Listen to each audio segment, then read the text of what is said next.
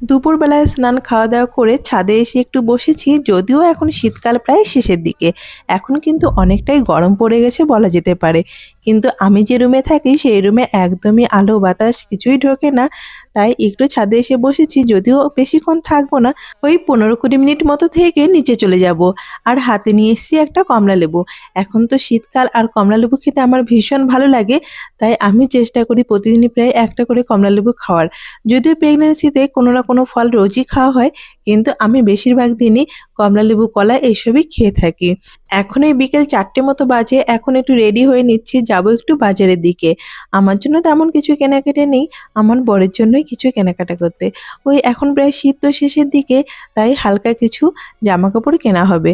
ও এদিকে মলে এসে 3-4টে মতো ড্রেস ট্রায়াল দিল, তার মধ্যে এই দুটো পছন্দ হয়েছে এবং বেশ ভালোও লাগছে, তাই এই দুটোই নেওয়া হলো।